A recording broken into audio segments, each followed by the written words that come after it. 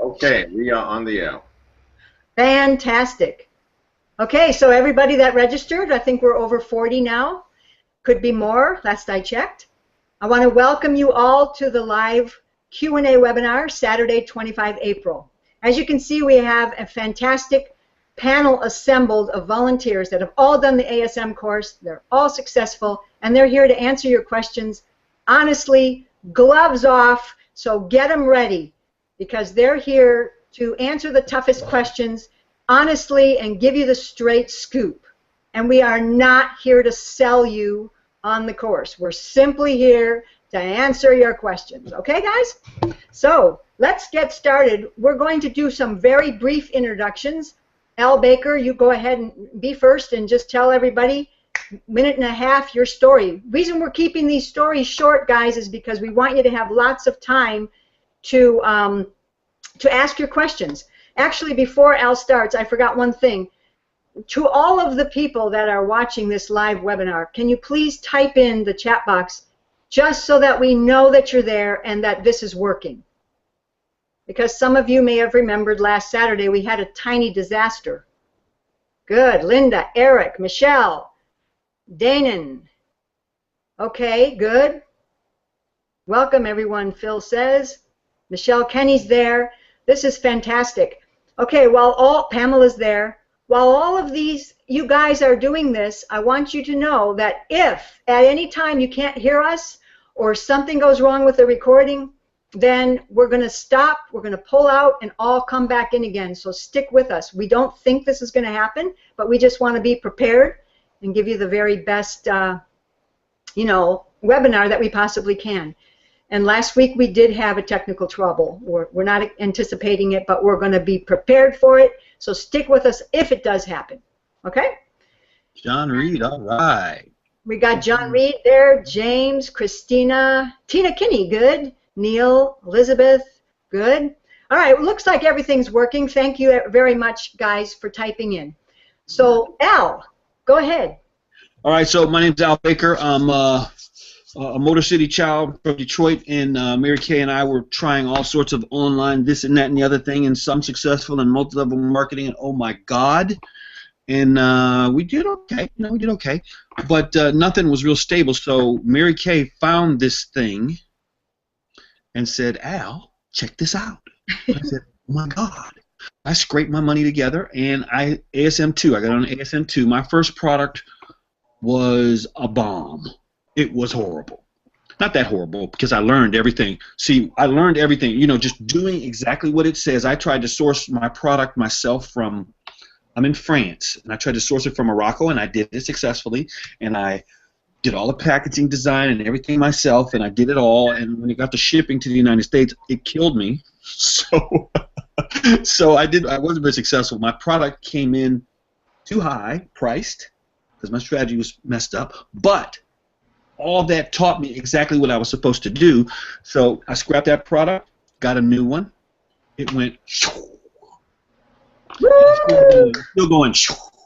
So, now me and I have a partner too. We were working on the next product, and I'm going to say one thing I notice. When guys when they have a better idea than the course, they don't do good. When they do exactly what the course says, they do really good. So that's my story. Awesome. Thank you, Al. Yep. Okay, Atlanta. Please introduce yourself to everybody and tell briefly your story. After she unmutes herself. Unmute, yeah. You have to unmute for, okay, good. Yeah, my mouse wasn't showing up, sorry. So, my name is Atlanta Napier, and I have been doing ASM since May of 2014.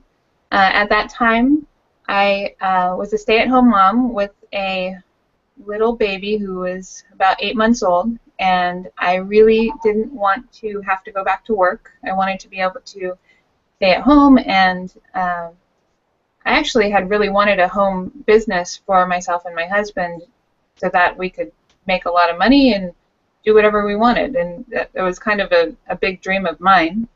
So I started in May, and I really ended up taking my time because I didn't think I had, or I didn't end up having as much time as I thought I would. So I probably put only, I don't know, 5 to 10 hours a week into it in the beginning. So it took me about 4 months to get my first product up, and that was just due to not actually putting the time in full time.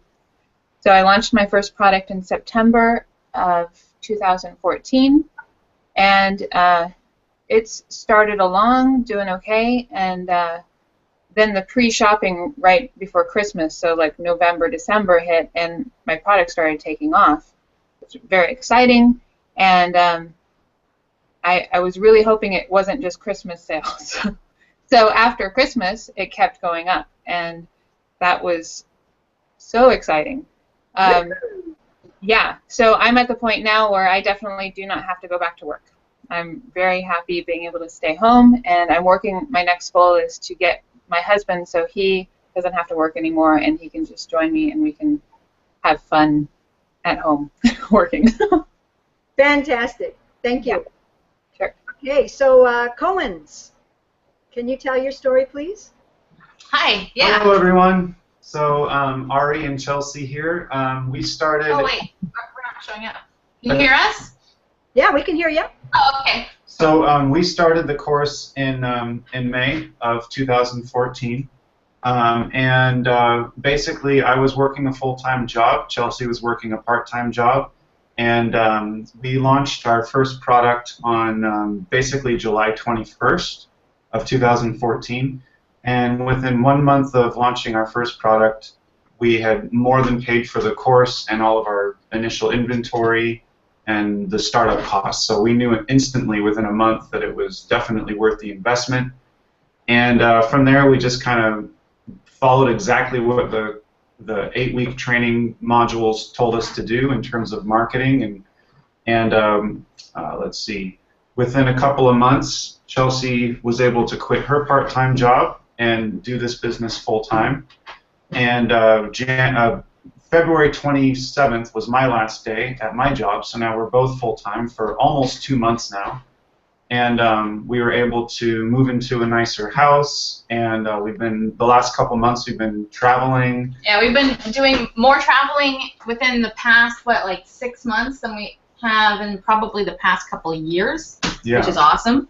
Yeah, and our business is growing. We have 3 products selling now, and we're just excited, and we've got a really good business plan moving forward. Yeah, we were able to quit both of our jobs with just the income from the first product. We really took off with our first product, so we were happy about that. So any help that we can answer on this call, that's what we're here for. Thanks for having us. Thank you very much, guys. Okay, Dean. Hi, everybody. I'm Dean Glossop from Los Angeles, California area, that Los Angeles area. I've been doing this since October of 2013. My first product was released in January of 2014, and I now have 5 products, and things are rocking really good. I run 2 other businesses, so I'm doing this on a strictly part-time basis, and having a lot of fun. I love it. Thank you, Dean. Awesome. Marcy. There we go. Hi, I'm Marcy Murray, and I live on the southern coast of Oregon. We're cranberry farmers. Farming is very up and down, so I've always looked for something that would supplement our income. Mary Kay introduced this to me. I am a huge Amazon shopper because we're in the country. We don't have big stores. I have to drive 3 hours to go to real stores. So I do a lot of shopping on Amazon. So when she told me this, boy, I know Amazon. And I thought, this is something I can do. I'm also, I'm good online as opposed to selling people things in person. I don't want to do that. I don't like doing that. But I love being online. I do a lot of Facebook advertising. I do a ton of stuff through Facebook. It's definitely supplemented our income. And, you know, more than anything, I just am having fun at this. I love, love, love doing this. I'm having a great time making money. I'm very thankful that I found this. Awesome. Thank you so much. And Phil. Okay, yeah, so Philip Jepson, I'm in Florida. I started this in September of 2013. Again, Mary Kay was the inspiration for this. It took me about 5 months to make back my initial investment, but then things really took off. You know, my first product did okay. My second product did really well, and we sold $1 million worth of stuff in the first year. So that was just way, way, way beyond anything we could have expected. And we're having fun just helping other people doing this. We've helped more than 50 people do this. 7 of them have quit their jobs. So it's just absolutely fantastic. And the secret to all of this has been doing just exactly what they teach in Amazing Selling Machine. Just following the program 100%. Awesome, thanks. And as far as my story goes, I found this way back when, in March 2012. And by the time I found someone to loan me the money for it, the registration was closed, so there's no sense telling any of my friends about it. But 6 months later, when they did open up, I had already, when they opened the course again, I had already had my product live, and it was already selling very well. And I started becoming the lady with the big bullhorn on top of the mountain, trying to tell people that this was working for the first time. I had found something that was working, and that's how it went. 6 months, let's see, I did the course March, June I launched the product. By December of the same year, I quit my job, and I've never had a job since. So I've had about a $250,000 business. It's built to that, and I've helped probably 50 people come on board, and about 5 of them or 6 of them now have quit their jobs. It's always an ever-rising number because they just don't need the job anymore, and they're so happy to kick it away and actually focus on something that works. So that's it in a nutshell for me. So thanks for attending, everybody. And I just want to tell you guys that your questions, I'm going to read them.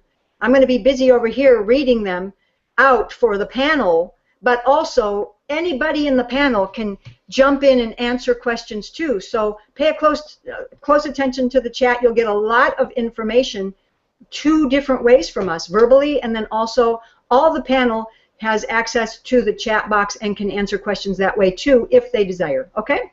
So that's how we're going to do it. And the first question is from Neil. I'm ASM 4. My product was selling 1 to 2 a day. Now since Easter week, I'm at 0 to 1 a day. I changed some keywords and since wrote a number of press releases. How have you all gotten sales to say 5 to 10 a day? There you go. That's a good question. And he's already a member, so that's fine. Good. Can I answer? Yeah, go for it. Don, my answer would be you have to walk through every single promotional step that they put there, and you have to master the advertising platform, which isn't hard. If you need help, you can email me. Getting your advertising kind of checklisted, like, okay, so you got the ad on, good. What page is it on? What does it look like? Is it different from everything else on the page? Title, all those points, you can checklist them out and walk through and find out what's wrong and fix it. And monitor. I can work with you on that if you need that. But it's a matter of doing everything and recording it, looking at what you did and what changed. If that's not the problem, then you got another step to do. Boom, boom, boom, boom.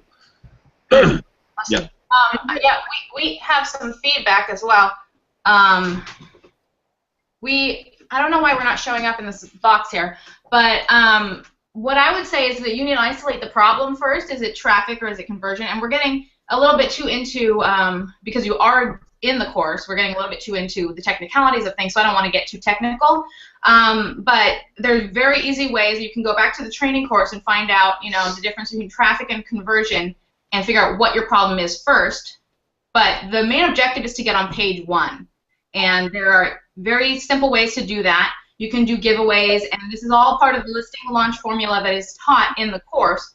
Do giveaways until you're on page 1. Be very, very aggressive until you're on page 1. And so that's the only thing that you should be focusing on. If you're on page 3, page 13, your sole goal is to get on page 1. So if you're not on page 1, and then if you are on page 1, you need to look at your listing and what your images are, how many reviews you have, and all of those little things that make it so that people actually want to buy once they click on your product. Right. Thank you. Okay, there's another question here. For those of you that worked a 9-to-5 prior to ASM, what did you do mentally and physically to celebrate once you hit a level of sales that you could leave the 9-to-5? That's from Linda. Who wants to take that one? I can start. I think we're getting a bit of echo in there, Mary Kay, if you want to mute temporarily. Yep. So, yeah, that's a really good question because Chelsea and I attribute a lot of our success to mental toughness and mental exercises because, when you're launching a business, there can be points where it's stressful. If this were super, super easy for everybody, then, everyone would be doing it.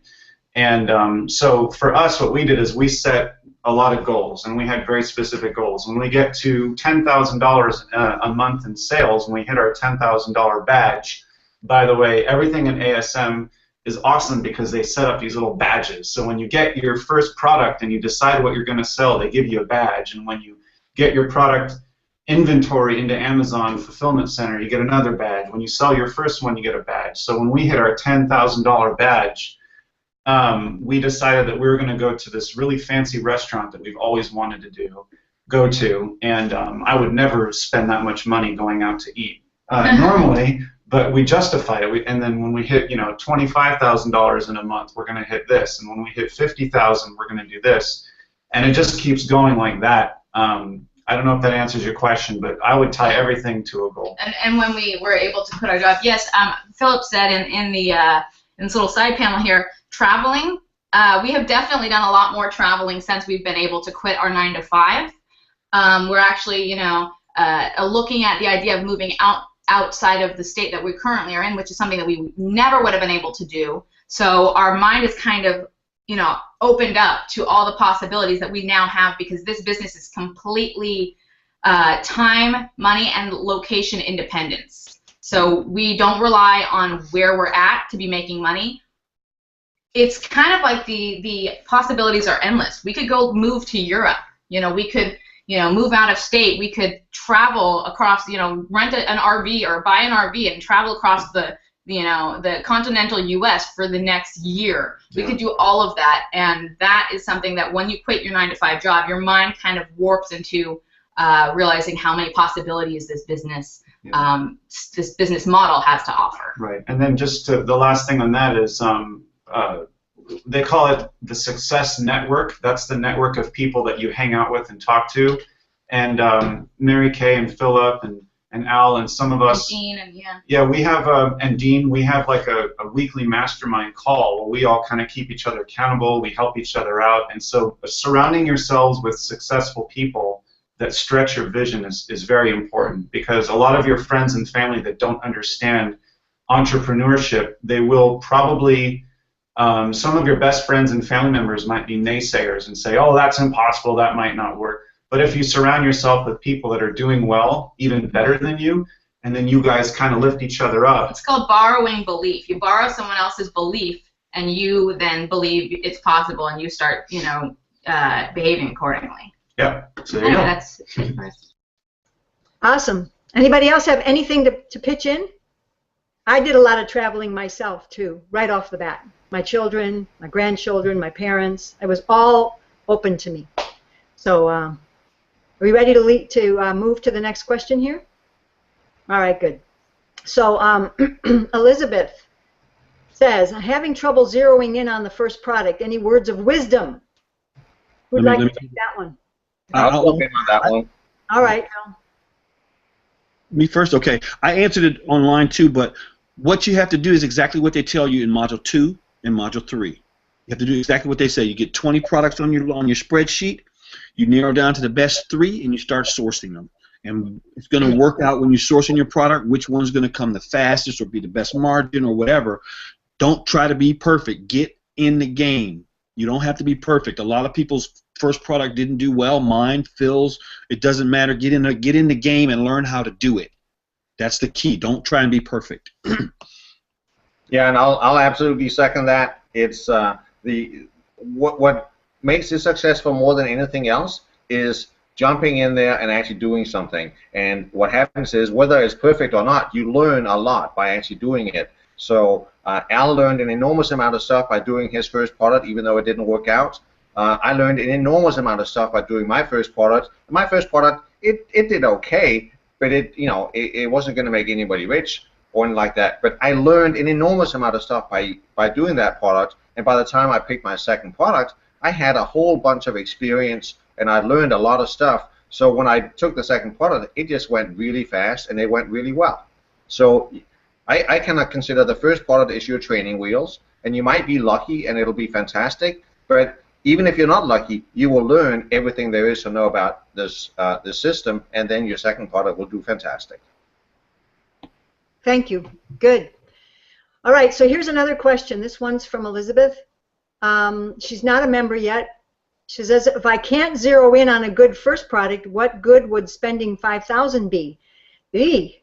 I would never spend $5,000 to begin with. The course teaches you the exact opposite. I spent $500 for my product when I started. I bought 200 of them. And anyway, anybody else want to add to that? I think we might be misunderstanding your question. Yeah, I think she's actually saying, why would I spend $5,000 on the course? Right, if I can get a product. Oh, got it. So what's the benefit of doing the course rather than just selling the product? I'll let Dean answer. My quick answer, 5 seconds, is there's so much about building a business and competing and marketing on the course, including special promotional tools that you can't get outside. There's no way we could have done this with just finding a good product. Yeah. That's all I'm going to say. Good. Yeah, there's 2 things, in my opinion, about this course. Number one, it's a course by individuals who have really, really done well doing and selling on Amazon. Matt and Jason have totally kicked butt selling on Amazon. And they have put together a course of how they did it and an overview of all the various promotional actions that their experience and their testing, along with other people's experience and testing, has all kind of collectively become how we do the business. That's on the promotional end. On the other end, we're all a group. I mean, we're a tight little group here, but the entire ASM universe, if you will, all of us that do ASM, the program itself causes us, and doing the various promotional actions within the program, we are co-promoting everybody's products. Everybody's promoting everyone else's products, and it's a cooperative endeavor. And there's other very, very, very slick and cool promotional tools that are sort of a set it and forget it sort of thing that everybody gets automatically as part of ASM. That's all I have to say about that. Awesome. Okay, anybody else have anything? Yes, Marcy? Yeah, definitely. I mean, this course has so much to offer. I could never do what I've done just on my own. There's a big, big difference in just having a product and putting it on Amazon versus actually doing every single step of this course and really following it. And all the doing this is, as you're learning, you're actually doing it and getting your product live and promoting all those steps. It's a lot, and I never would have figured that out, or there's no way. Mm-hmm. This course it's a big course, and it's a lot to it, and it's very simple, but its value is huge. Thank you, Marcy. Anybody else? Yeah, let me stick 2 cents on there. First of all, you have to be able to take a risk. If you can't take a risk, don't try it, because it is a risk. Some people won't make it, but there's no reason. The only reason people don't make it is because they don't duplicate what's said, or they quit. So if you're worried about $5,000, get over it, because if you really want to make $5 million, you're going to have to spend some money in anything you do. So check your risk aversity out. Check that out first. Awesome. Yep. Okay, good. There's another question here, guys. We are ASM3. It's from Susie. We are from ASM3. We have one product doing around 38 to 39K a month. we are looking into either moving into other Amazon markets with this one product or adding more products first. Have any of you moved into other Amazon markets, and what hurdles have you run into while doing that? Who wants to take that? Can I, maybe I have a slight confusion. I thought this was a Google Hangout about people that are interested in starting the ASM program. Yes. Some of these questions are more about critiquing a current Amazon business. I didn't think that was the purpose of this call. That's a good point, Ari. How about if anybody wants to answer that by typing, and then let's get on to the prospects. It's a good question, Susie, and very well done on your success. So John, John, here's another one. Someone wants to type the answer to John. He bought ASM in 2014. So I won't read that one. Let's keep going here. You can answer those later, I think, huh? Yeah, we could answer them later.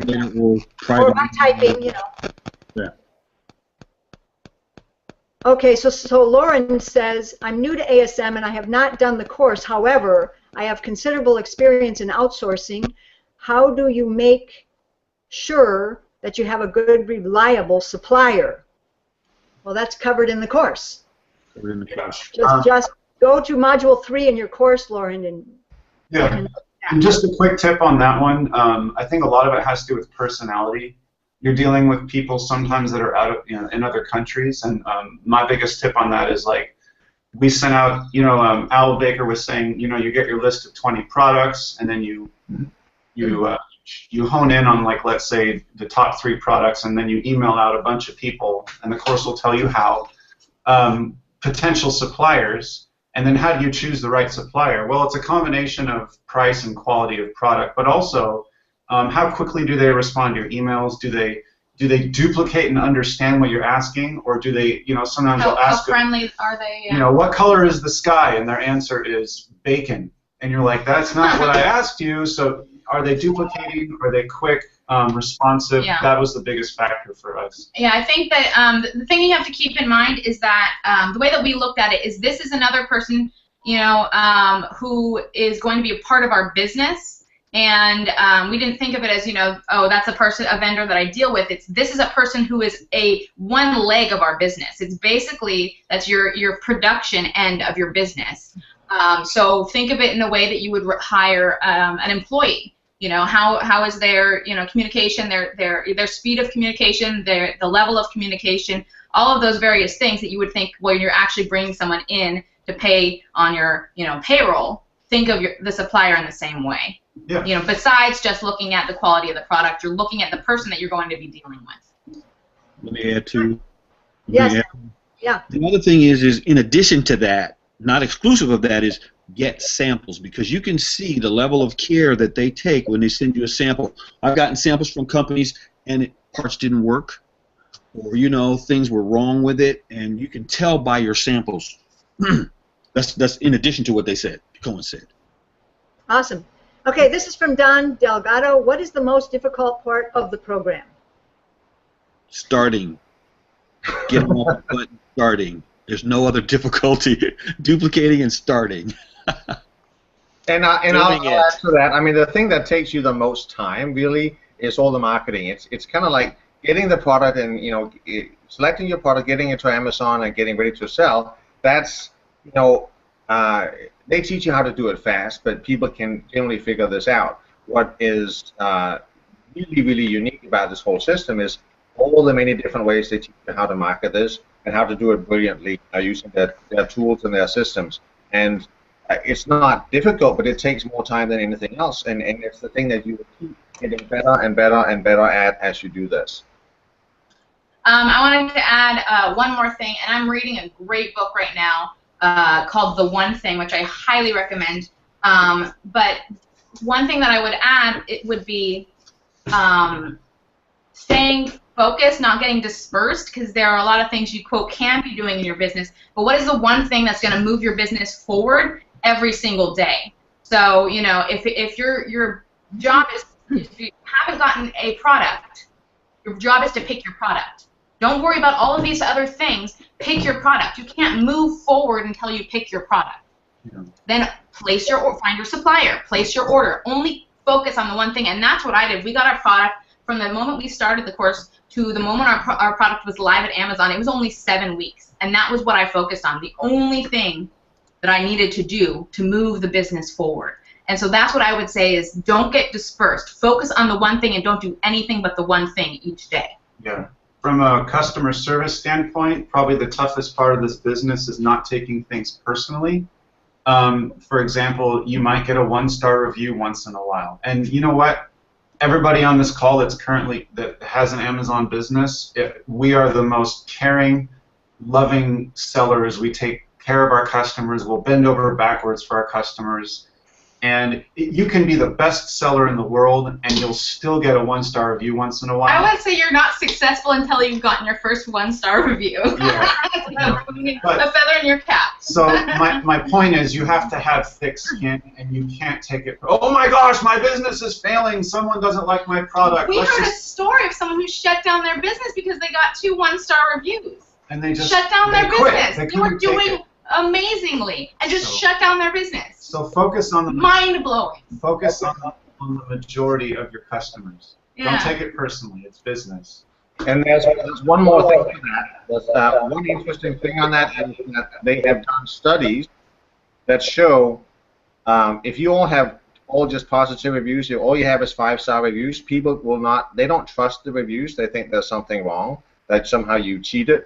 And they've actually shown with studies that once you get some negative reviews, a 1-star, a 2-star, and a 3-star, you actually make more sales because people believe your listing is genuine at this point. Very good point. Yeah. And that's true. It is hard to get them, but you learn from them. It's like being told your baby's ugly or something. It's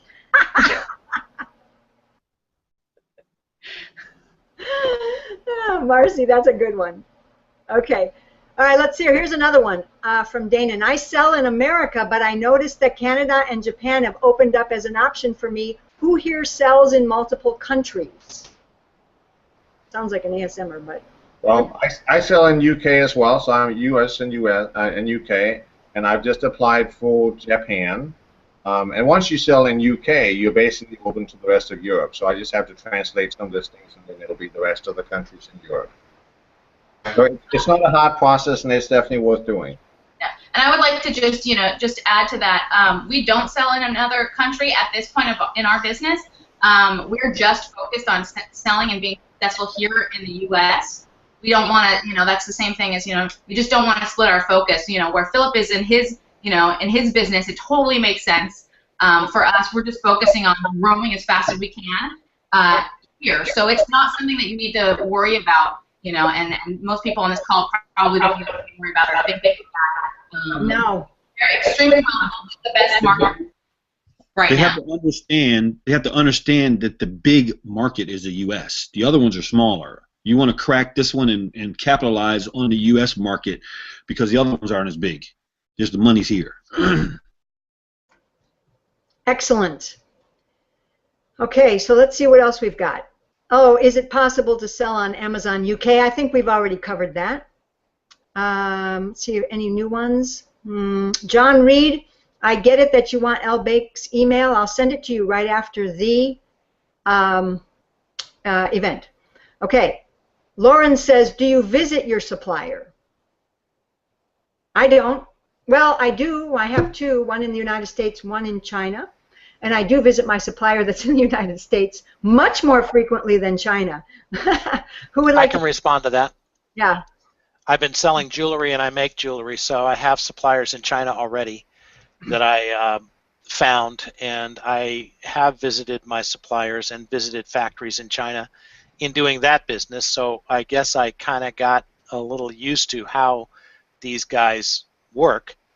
However, when it comes to the now 2 products that I have that are coming from China from 2 different manufacturers, I haven't even Skyped either one of them. Before I found who they were, I went through what the course suggested, and there's just a little piece of one module where it is suggested wrongly that if you're going to use a service such as Alibaba, that you actually filter who you're requesting quotes from by places that have been vetted by Alibaba themselves, including visited the factory. They've proven that they're really manufacturers and not just some guy on a telephone booth on a corner in Shenzhen, and so on. You know, so it really it's important that you get a feel for it. If you need to Skype with someone or do a hangout with someone or a video call with someone, and that makes you feel better, that's fine. I just didn't feel I needed to, because I was able to get rational answers to my questions, samples sent that I liked, and I've not regretted it at all. Okay, so I guess that's all I have to say about that. Al wants to answer that as well. Great, thanks. Okay, go. The advent of Skype makes things a lot easier. I have had arrangement with suppliers where I had them show me the product on Skype, and I talk to them on Skype, you know, like live video. You can also chat a lot on Skype with them. Some of them don't speak good enough English, the salesperson you're going to deal with. Some of them do, but you can do a lot via Skype, and you don't have to visit yet. That's when you get a little bigger, but yeah. Awesome. Here's $1 million question from Michelle Kenny. Do you have to have better than average computer skills? Oh my gosh, when the new questions come in, they jump right in the middle of me reading it. Do you have to have better than average computer skills to do this business? Mary Kay, that's yours. I want to answer this. My nickname was the Master of Disaster around computers for years. And I'm a grandma. I'm not 25-year-old whippersnapper that learned computers at her kindergarten table, okay? If I can do this, you guys can do this. So anybody else want to take it? I think that says a lot right there, but... Yeah. I think, to sum it up, if you were able to click enough buttons to get onto this call, then you have the computer skills necessary to do this business. That's all. Good. Okay, next question. Who handles customer service? That's you do. Let me talk on customer service. Some of our little group are so good at customer services, the customers fight for you. I've had 1-star reviews, and what I do in customer service, I handle it. I have a partner, but I don't let him touch it because he's like, but I handle it. And if you handle them fast and clean, they'll change their reviews, they will rave about you, and it's just, customer service is the real fun part of this. It's real fun. So I want to add a little bit to that. So, I mean, that's completely true what you're saying, Al, but you only have to handle, you know, maybe 1 or 2% of people's customer service, because Amazon does 99% of the customer service. It's only if something goes a little bit wrong that you want to step in and handle it, or if you are talking to them about getting reviews and stuff like that. But most of it you don't have to worry about. Amazon does 99% of it. And the rest of it, the customer service you do really is, it's almost like a marketing function. You're making sure that everything went right, people love the service, they love the product, and that you get reviews from it.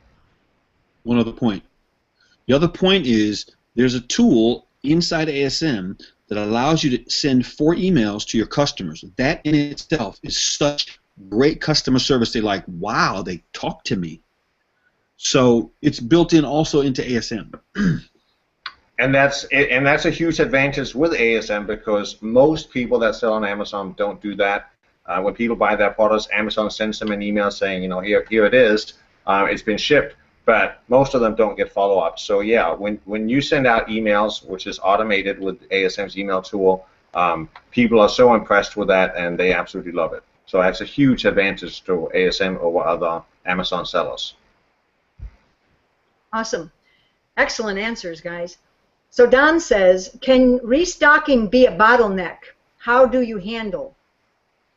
I'm not quite sure I understand that one, but... I think I get it.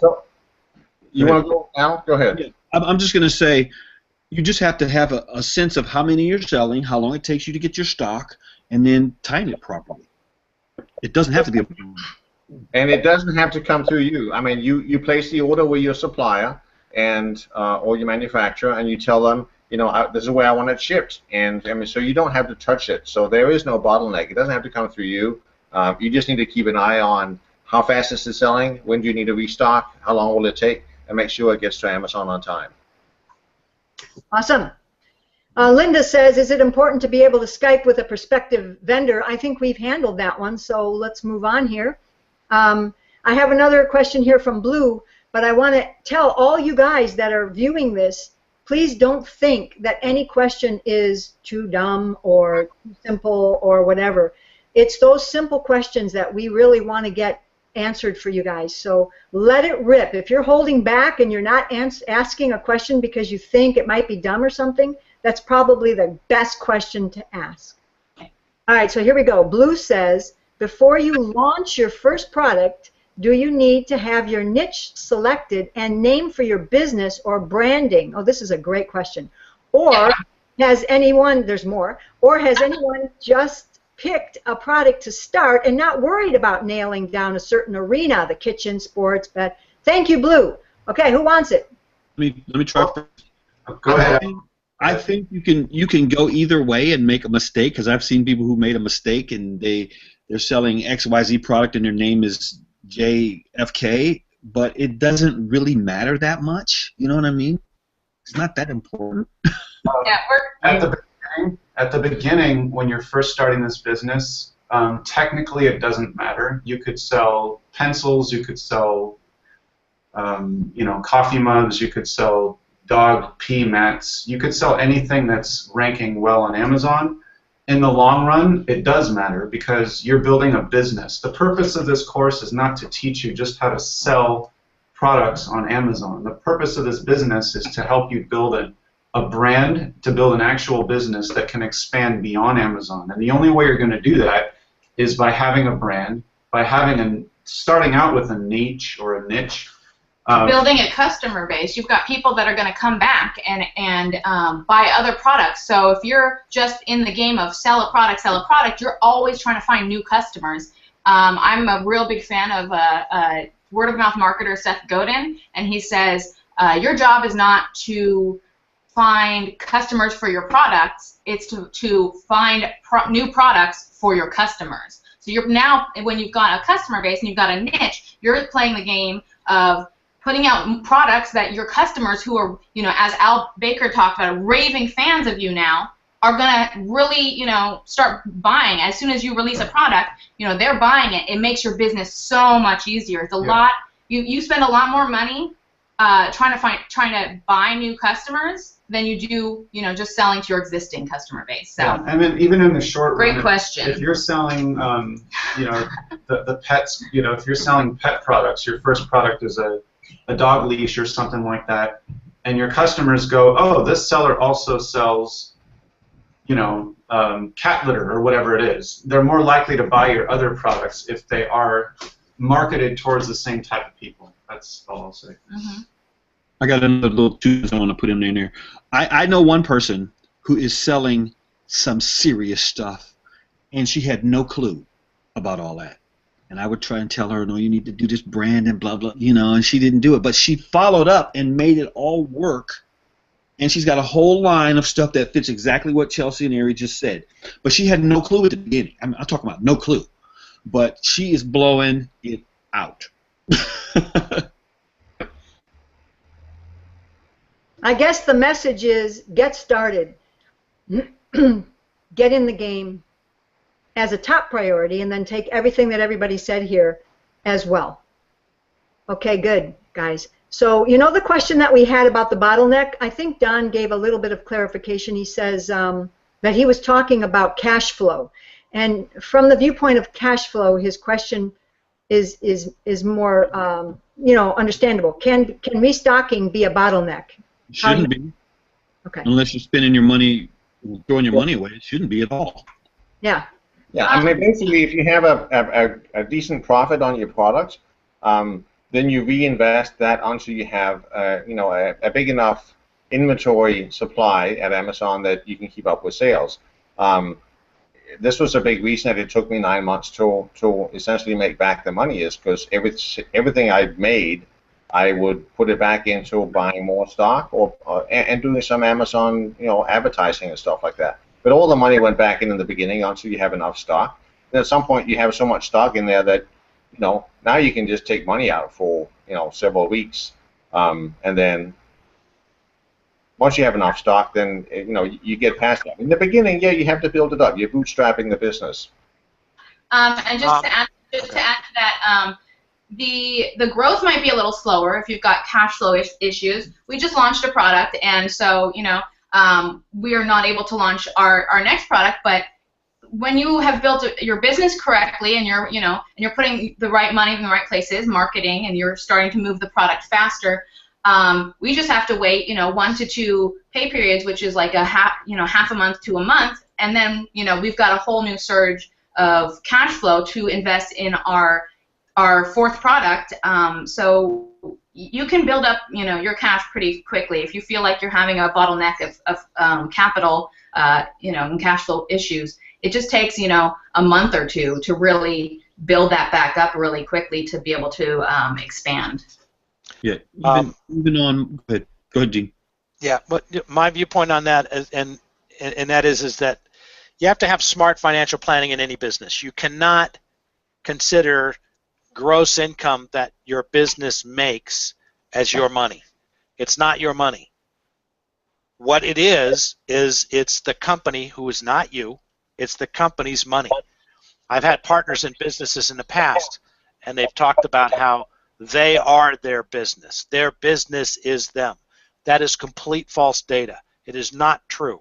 Your business is your baby. It is your entity. You have to feed it. You have to nurture it. And when it starts generating income, the last thing you have to do is rape it.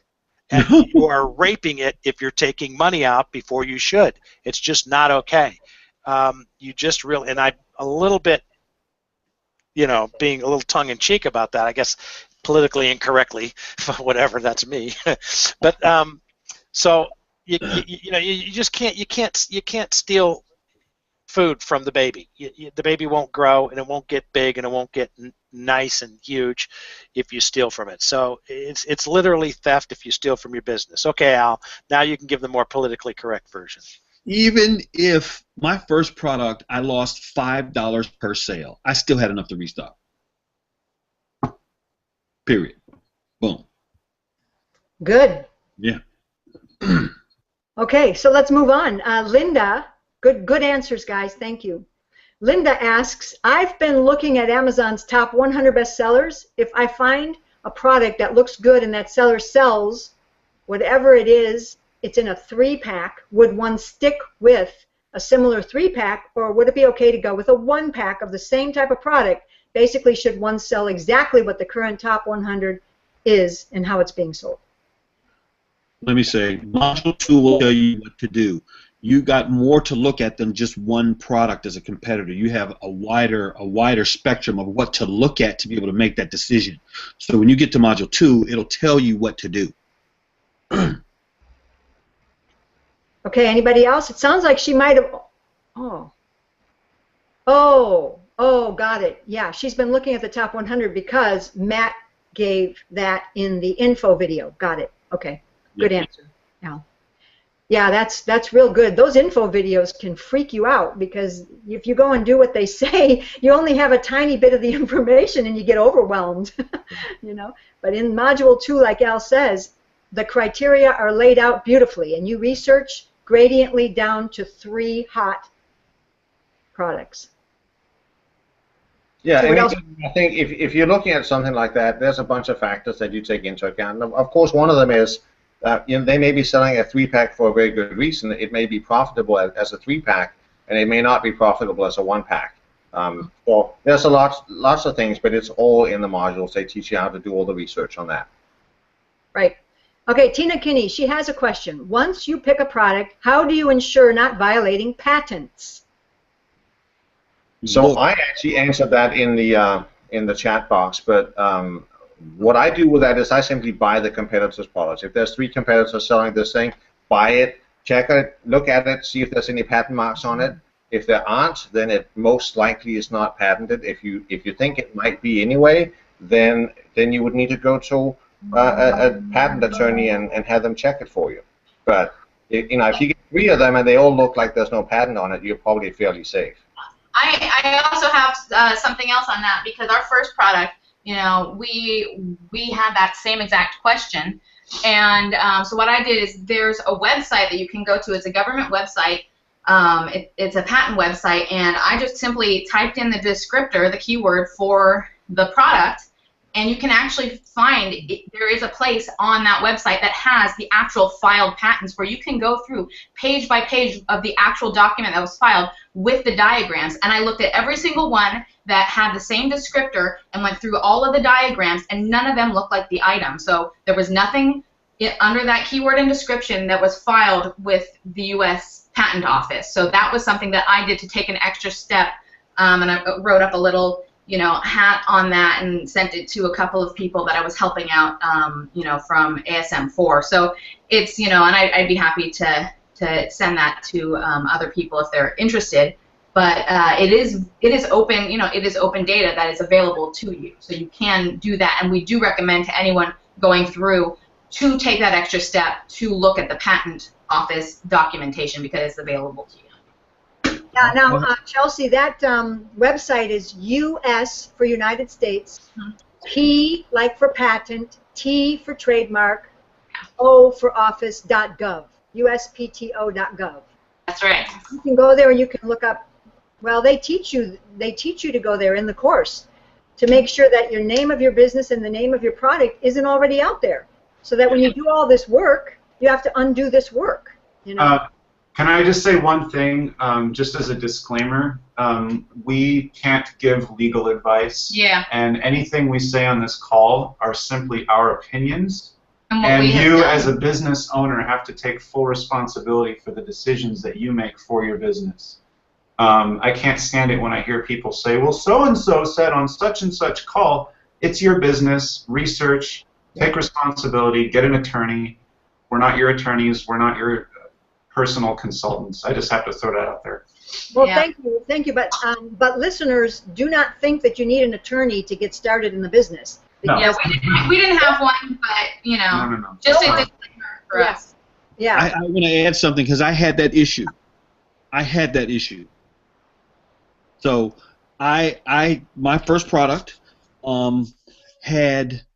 it wasn't a patent because you can't patent this stuff because it's a natural substance. You couldn't patent it. But I did my search and through the uspto.gov site, and I thought I was all good, and I actually filed for a trademark. I tried to register the trademark. And during that registration of trademark, I found out that I was infringing on somebody's trademark. Well, okay, fine. I was going out of it anyway because it wasn't profitable. But then, since I had a website with the domain name, an attorney came after me and said basically, hey, you can't do that because blah, blah, blah, and you have to surrender the domain name. It wasn't a big deal. If I had determined I wanted to stay with that product, I'd change the name because you can change the name. So I actually had that issue. But it wasn't like something life and death. I just said, here's the domain name. You can have it. Boom. No problem. Didn't cost a dime. It wasn't a big problem. You know what I'm saying? So even if you do run into that issue, you can change the name of your product. My 2 cents. Awesome. Thanks. Okay, James, I know that Phil answered this for James, but I think that other viewpoints on this too might be helpful as well, just to round it out. But James says, of all the free marketing and promotion tools on ASM and Amazon, which of them are the best methods? I, for one, will tell right now that all of them work. And I know for sure that Matt and Jason do not put any tools in this course that they don't personally use. They all work. Straight from the horse's mouth. So that's my answer to the question. Let me give it a second answer. I think the critical mass of using them all is very key. I think using them all and building up the momentum and building up the exposure and building them up is key. But I can also answer on the other hand, I think the email tool is the best. But I don't think you can do it with just one. And I would say, for me, the email tool has been fantastic, and Amazon sponsored ads have been absolutely fantastic. But again, I don't rely on those two to do all the work. I use every single tool they have in there, and I think that it's a little bit hard to measure, but I think if you consistently use all the tools, you just make your chances way, way better than if you don't. Yeah. When we were doing, when we do our calls every week, and we would say, Phil, what's going on and what's happening? He said, I would wake up every morning and I would do every single one, blah, blah, blah, blah, blah, blah, blah, blah, blah, and I don't know if it's doing it, but you could see his stats going like this. And me at the time, I wasn't using them all, and I said, I better do this. Yeah. And I wanted to just add one more thing, because I know that this is the same question that Matt and Jason actually answered, I believe, on a video. Or it might have been in an article, but they got this question, and the answer was to pick one and master it, get good at it, and then move on to the next one. So don't get overwhelmed and try to do everything all at once. It's add and build to your arsenal, because they're all tools in your arsenal. But if you don't start with one, you're going to think that you have 10 tools, and you're not going to learn any of them. It's just going to be overwhelmed. Absolutely, I agree 100% with that. It's that you pick the first tool, you do it, you use it 10 times until you can do it in your sleep, and then you move on to the next one. And pretty soon, I mean, it doesn't take you more than a couple of weeks to go through all of them and have everything, learned and being used every single day. And I just made it part of a daily checklist to use every single one of them. And but you learn them one at a time and learn to do them well one at a time. And there are other things. And another point is that there's another resource that they give you on the course that allows you to pay someone like $5–10 to do a portion of this tool. So you learn, like, say if you're press releases, you don't know how to write press releases. You just pay someone $10 and they write a press release for you. So you don't have to be good at everything to do this business. Yeah, you have to be good at delegation. Yeah. That's probably the most important. My opinion is the most important skill set to learn to master this business is how to manage your time. Going back to what Chelsea was talking about, focusing on the one thing that's going to move your business forward, and how to master not getting distracted with all the other things that you could be doing that would essentially take you off of your one thing. Mm-hmm. I would have to agree, and I'll tell you guys, there's a course within the course. All of you guys that are looking at purchasing this course, it's an additional bonus course. Nobody ever talks about it, but it saved my life. It's called the Outsource Force Course.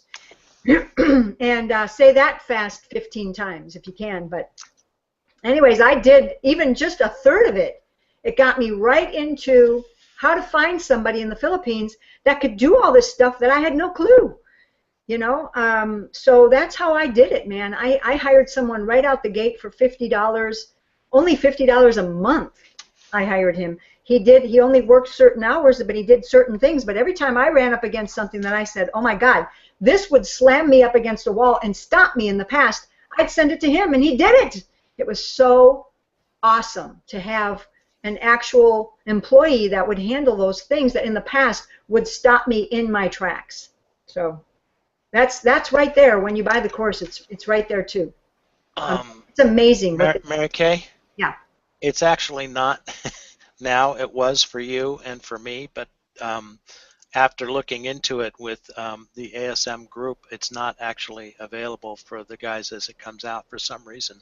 I'm not exactly sure why that is. Oh, it isn't?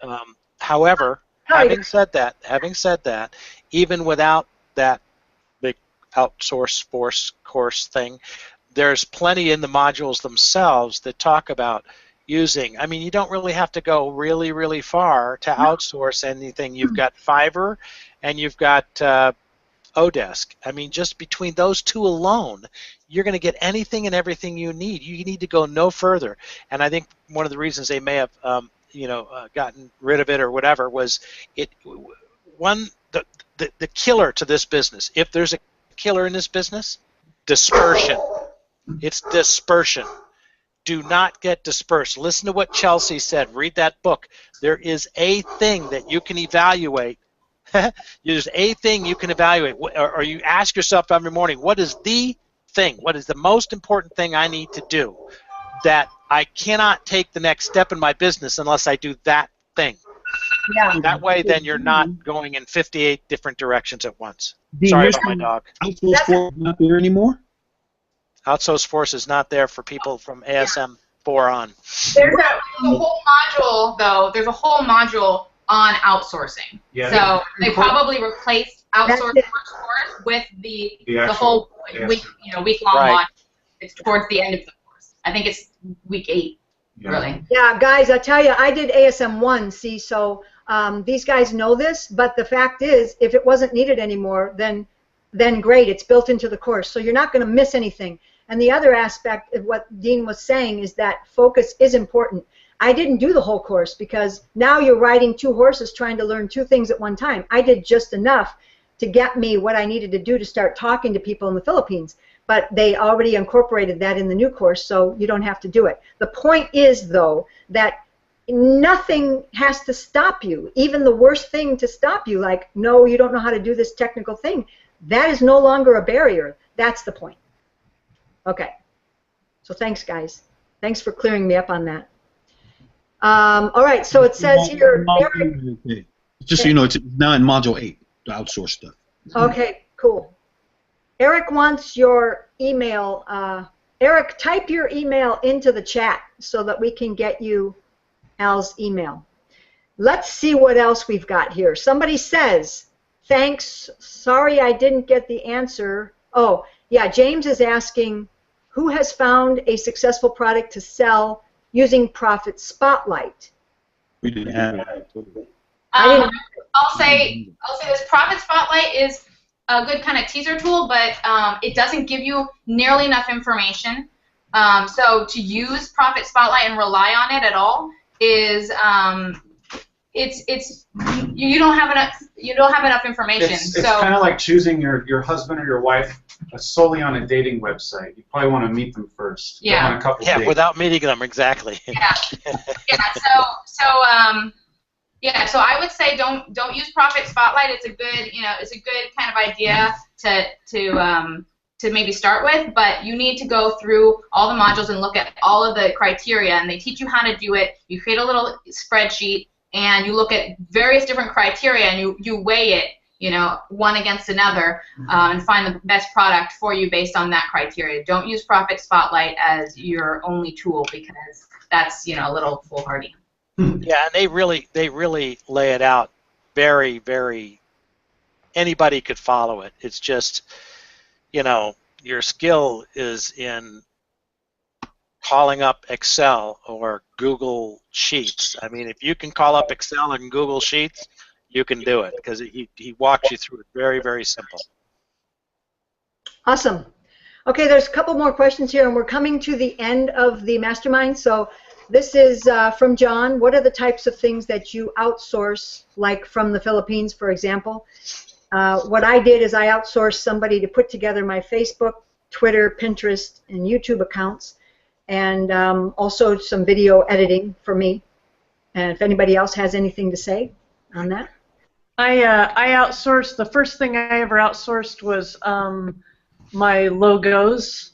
I got someone, I don't remember where, and for $50 to do my logos. And then I have someone do press releases, and I have someone build my websites. Wow. You and I are like 2 peas in a pod.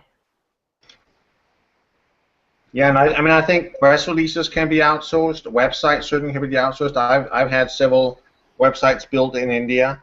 The Alliance tool, which is a tool that you should be using every single day, and it'll teach you all about that.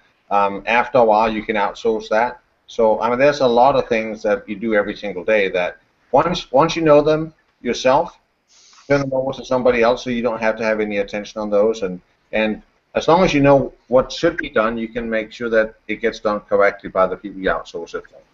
Yeah, the only thing that we're currently outsourcing, and we're about to hire a virtual assistant, someone to make, handle the customer service, but is right now it's just like graphic design stuff, designing the packages, designing the logos. We don't have that set, and we could fumble through it. It would take 3 weeks to design a box, or I could pay someone $25 and they have it done in a couple hours. But we did. We recently had. We're in a kind of a mastermind situation, and we asked this question of a lot of people who are, doing very well on Amazon, and You know, a lot of them do outsource, and things. Some ideas that they gave were, you know, data entry, you know, research. People doing research for them. What are some other things? God. Anything. Anything, you know, graphic design, anything like that. Anything that you don't feel that is your specific skill set, have them do it.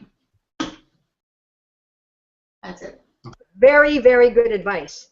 Okay, and John, the answer to your question is Pinterest, YouTube, Facebook, and Twitter. All right, now there's a couple good questions here. Let's do this.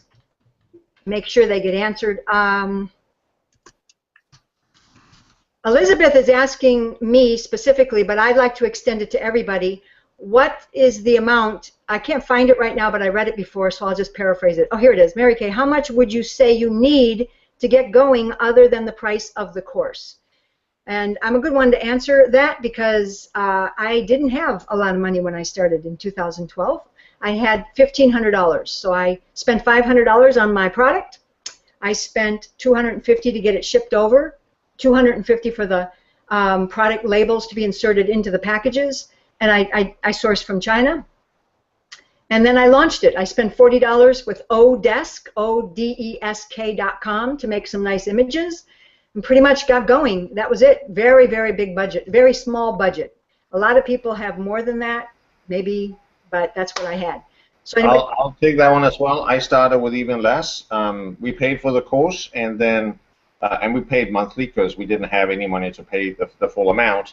And I spent $800 total on buying, first getting samples from 5 different suppliers, and then buying the initial inventory and doing a little bit of graphics work. So it was under $800, and that's all the money we ever put in.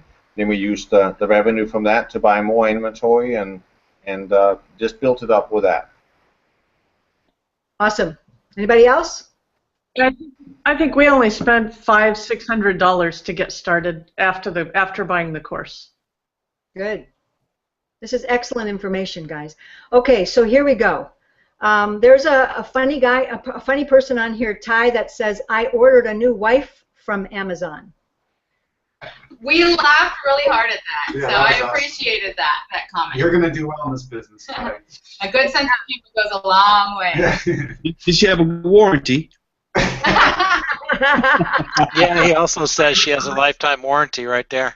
Comes with a free We want to know who you are. Okay, now Thomas says, I've been looking at a product that I'm selling already, but on Amazon, it is not in the top 100 in the main category. This is a very good question, but it is in the top 100 of a sub category. The reason I'm asking is that would profit 40 to 45 USD on it.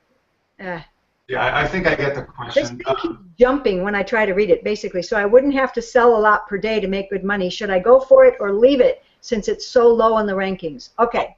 I would say go for it. I say go for it too. The top 100. Answer the question. The top 100 category. That's a good starting point, but that's not like a must-have criteria. Yeah, do the course. You'll see they go even, to top 500. If you have a product that's selling elsewhere, you're going to have. Let me put it this way: there's always more demand for pretty much anything you're selling. There's going to be more demand on Amazon, based strictly by the fact that there's millions of people searching on Amazon all the time. So you don't need to be in a top 100 category to make a lot of money, because there's so much volume of traffic. People are going to stumble across your product no matter what. It might take a little bit more work to get onto page 1 and get into the top 100, but there's a lot of people making. I would say it would take less work if there's not to get into the top 100. To get on page 1, it might not take as much work. Yeah. I misworded that. It might be easier to get on page 1 for your subcategory. You do want to make sure when you search for that category, it sounds like it's in a good range because it's in the top 100 of the subcategory. If it's down in the 100,000s, 20,000, something really low like that, then there might not be as much of a market on Amazon. But if it's top 3,000 or something like that in the top level category, it's still a viable option. And if it's something that you already have the inventory and are already selling, that's great. You know, I would say there's no harm in putting a listing on Amazon. Also, Module 2 will tell you exactly how to evaluate an existing product. It'll tell you exactly what to do. Fantastic, guys. Okay, this is the last question, and then we're going to say goodbye. This is from Anastasia. She says, hello, I've recently applied for adding my service, photography, on Amazon. But they replied that they don't have this category yet. I also want to try to place another one of my services, web design. So does anybody have experience to sell on Amazon services but not goods? I'll say I've never heard of services being offered on Amazon. It's not really a services platform. It's a, you know, it's a physical products and now digital products platform. So I'm sure that there are other platforms that do offer that. It just seems to be the wrong marketplace for something like that. Awesome. Yeah. And I think you should go out to Odesk. You should go to odesk.com or to fiverr.com, and you can certainly do it there. And there's a number of other ones, elance.com. So there's plenty of sites where you can offer services.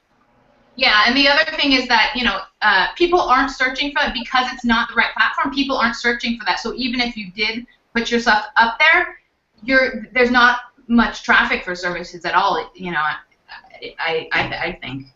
Yeah, Anastasia put a link inside the chat box, which is it's maybe a new service, guys. And we've been so focused on, you know, our physical product businesses, but anyway, you guys can check that out if you want. So it may be something that Amazon's getting into. Who knows? But thank you for the question, Anastasia, and thank you for the answers, everybody. I'll just say, you know, that's interesting. I'd never heard of that, but yeah. Oh, okay. Sorry, you're trying to wrap up. Yeah. Jeff, Nope. you guys might get into anything. I wouldn't start out if there's no one really looking for that right now at this point. So it's something that's going to have to be built up by Amazon before you're going to see a lot of action. So if you're looking for a lot of action, go to the other sites that were recommended to really get a boost to your services business. Yeah, there you go. Good advice. Okay, well, thank you very much to Atlanta, Bill, Ari, Chelsea, Marcy, Dean, and Al. Thank you so much for taking your time. And Phil is running the show on this, so he's recorded everything. We had no glitches. Yes. That's end this thing right now, and then we'll get you the link for it so you can send it to all your people. And there you go. It'll help a lot of people, I hope. So thank you, attendees, for attending and being so funny and so cool and all your good questions. Adios. Bye-bye.